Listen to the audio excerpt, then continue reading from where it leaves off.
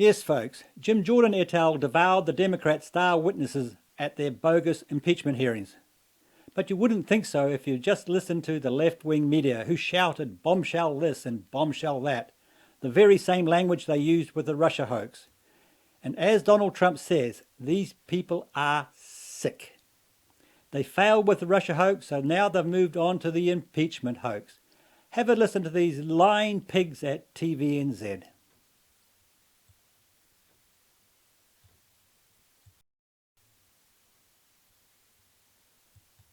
Claims the US president abused his power for political gain have been displayed to Americans for the first time. Millions tuning into the first televised Donald Trump impeachment hearing, which could lead to his removal from office. Mr. Trump is accused of pressuring Ukraine to dig up dirt on a presidential rival. Our US correspondent Rebecca Wright joins us now from Washington, D.C. Rebecca. Yes, it was an important day here in the United States because Americans finally got to hear directly from the witnesses at the centre of this impeachment inquiry. History in the House. History unfolding in Washington, D.C. and a perilous moment for the president. Committee will come to order. Millions of Americans tuning in to the first televised impeachment hearing where Democrats are laying out their case to the public. Whether President Trump sought to condition official acts, such as a White House meeting or U.S. military assistance, on Ukraine's willingness to assist with two political investigations that would help his re-election campaign. Republicans, too, setting their tone early, attacking the process and the two senior ambassadors giving testimony. It seems you agreed, witting or unwittingly, to participate in a drama. But in his opening address, Devin Nunes did not address the substance of the Democrats' case, that President Trump abused his power by leaning on Ukraine to investigate his political rivals and, as leverage, he withheld $400 million in U.S. military aid. America's top diplomat to Ukraine says that's his clear understanding of the president's pressure campaign. This was the first time that I had heard that the security assistance, not just the White House meeting, was conditioned on the investigations. And dropping a bombshell about... Oh, a bombshell. It must be true then. A new phone call he had learned of from an aide. Hearsay. Following the call with President Trump, the member of my staff asked Ambassador Sondland what President Trump thought about Ukraine. Ambassador Sondland responded that President Trump cares more about the investigations of Biden. It's exactly the kind of quid pro quo the president denies making, and Republicans remain staunch in his defense, saying neither of these witnesses had ever spoken to the president. Ambassador, you weren't on the call, were you? You didn't listen on President Trump's call and President Zelensky's call? I did not. You never met the president? That's correct. As for Yeah, so those were the only questions Jim Jordan asked.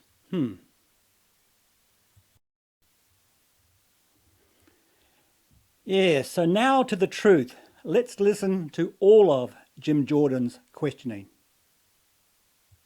Aid's held up on July 18th, is that right? That's when I first heard about it, Mr. And then it's released, Ambassador Taylor, on September 11th. And we know that from your deposition, in those 55 days that aid is delayed, you met with President Zelensky 3 times. The first one was July 26th, the day after the famous call now between President Trump and President Zelensky. President Zelensky meets with you, Ambassador Volker, and Ambassador Sondland. And again, according to your deposition and your testimony, there was no linkage of security assistance dollars to investigating Burisma or the Bidens. Second meeting is August 27th. Again, in this 55-day time frame, second meeting is August 27th. President Zelensky meets with you and Ambassador Bolton and others. And again, there's no linkage of dollars, security assistance dollars, to an investigation of the Bidens. Then, of course, the third meeting is September 5th. President Zelensky meets with you and Senators Johnson and Murphy. And once again, there is no linkage of security assistance dollars to an investigation of Burisma or the Bidens. 3 meetings with the president of Ukraine, the new president, and no linkage. That's accurate?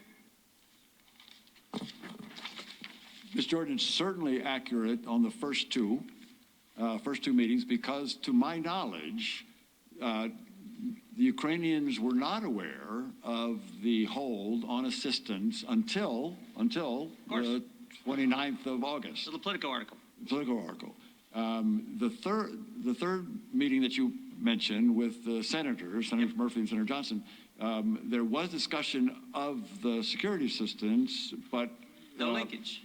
but there was not discussion of linkage. 3 meetings face-to-face with President Zelensky, no linkage. Yet, in your deposition, you said this, and you said it again in the first hour of the majority. My clear understanding was security assistance money would not come until President Zelensky committed to pursue the investigation. My clear understanding was they weren't going to get the money until President Zelensky committed to pursue the investigations. Now, with all due respect, Ambassador, your clear understanding was obviously wrong because it didn't happen. President Zelensky didn't announce he was going to investigate Burisma or the Bidens. He didn't do a press conference and say, I'm going to investigate the Bidens, we're going to investigate Burisma. He didn't tweet about it, and you just told the ranking member he didn't do the CNN interview and announce he's going to investigate Burisma or the Bidens. So 3 face-to-face meetings, it doesn't come up, no linkage whatsoever. President Zelensky doesn't announce it before the aid is released on the 11th. And yet you said you have a clear understanding that those 2 things were going to happen. The money was going to get released, but not until there was an investigation, and that, in fact, didn't happen. So what I'm wondering is, where did you get this clear understanding?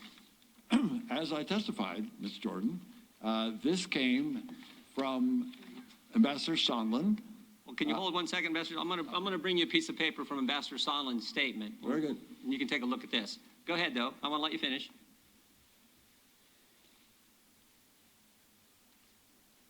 So, Mr. Jordan, should I read this or? No, I just want you to have it because I'm going to read it. Oh, very good, very good. Yeah, but I wanted you to go ahead and finish. You said, Ambassador, you got this from Ambassador Sondland.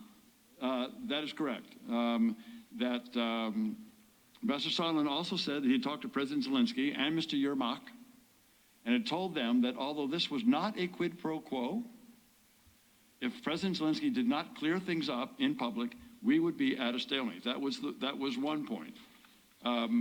It was also the case. Mr. Morrison talked to you, right? No, what I was going to say is Ambassador Sondland also told me that he recognized that it was a mistake to have told the Ukrainians that only the meeting with the president in the Oval Office was held up on in order to get these investigations. No, it was not just the meeting; it was also the security system. That is, everything was. So those two discussions. No, I understand. Okay. All right. So again, just to recap, you had 3 meetings with President Zelensky. No linkage in those 3 meetings came up. Ambassador Zelensky didn't announce that he was going to do any investigation of the Bidens or Burismas before the aid was released. He didn't do a tweet, didn't do anything on CNN, didn't do any of that. President Zelensky, excuse me. Right. And then what you have in front of you is an addendum that Mr. Sondland made to his testimony that we got a couple weeks ago. It says, Declaration of Ambassador Gordon Sondland. I, Gordon Sondland, do hereby swear and affirm as follows. I want you to look at point number 2, bullet point number 2, second sentence. Ambassador Taylor recalls that Mr. Morrison told Ambassador Taylor that I told Mr. Morrison that I conveyed this message to Mr. Yermak on September 1st, 2019 in connection with Vice President Pence's visit to Warsaw and a meeting with President Zelensky. Now, this is his clarification. Let me read it one more time. Ambassador Taylor recalls that Mr. Morrison told Ambassador Taylor that I told Mr. Morrison that I conveyed this message to Mr. Yermak on September 1st, 2019 in connection with Vice President Pence's visit to Warsaw and a meeting with President Zelensky. We got 6 people having 4 conversations in 1 sentence, and you just told me this is where you got your clear understanding. Which, I mean, even though you had 3 opportunities with President Zelensky for him to tell you, you know what? We're going to do these investigations to get the aid. Didn't tell you 3 different times. Never makes an announcement, never tweets about it, never does a CNN interview. Ambassador, you weren't on the call, were you? The president, you didn't listen on President Trump's call and President Zelensky's call? I did not. You've never talked with Chief of Staff Mulvaney? I never did. You never met the president? That's correct. You had 3 meetings again with Zelensky and it didn't come up. And 2 of those they had never heard about, as far as I know. And President There was no reason for it to President come up. Zelensky never made an announcement. This is what I can't believe, and you're their star witness. You're their. That smile tells it all. He knows he's just been exposed and he's laughing about it. Now, I wonder why One News didn't report that bit. Anyway, now to John Radcliffe's questioning.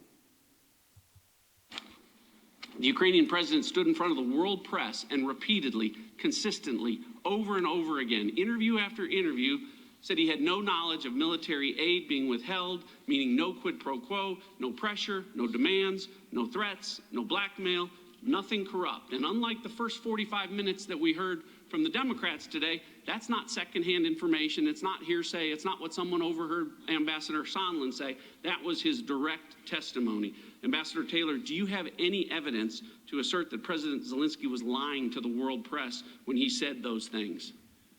Yes or no? Mr. Radcliffe, if I can respond. My time is short. Your time yes is or no? That's right. I have no reason to doubt what the president said in his. Okay, very good. So in this impeachment hearing today, where we impeach presidents for treason or bribery or other high crimes, where is the impeachable offense in that call? Are either of you here today to assert there was an impeachable offense in that call? Shout it out. Anyone? Yeah, silence. Yeah, so I wonder why One News didn't report that bit either.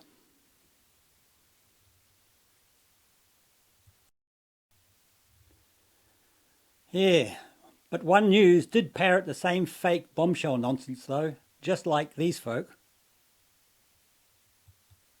That phone call.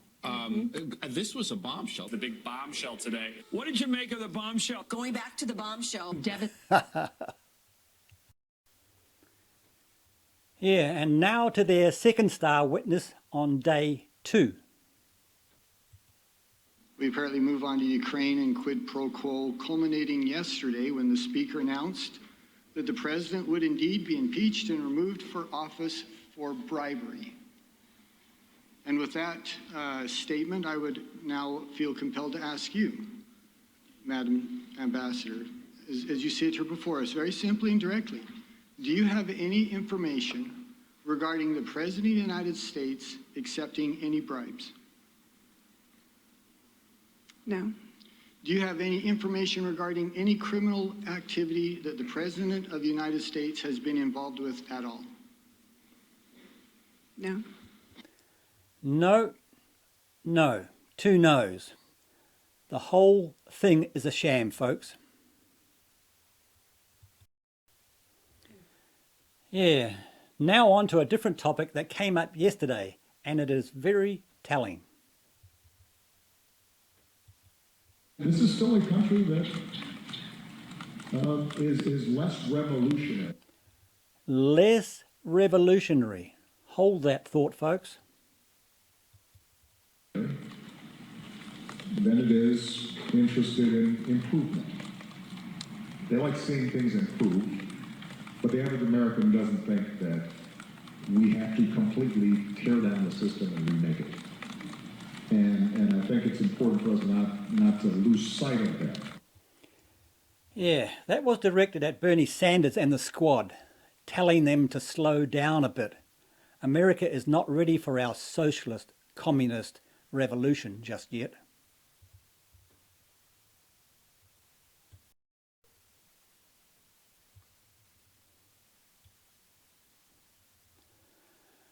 Yes, that was a clear admission of the Democrats' intention to take full control of America. A socialist communist revolution is on its way. And I would say that revolution will be led by Ocasio-Cortez. But there is still some hope. I think Donald Trump Jr. will run when Donald Trump's time ends. He's doing his book tour right now.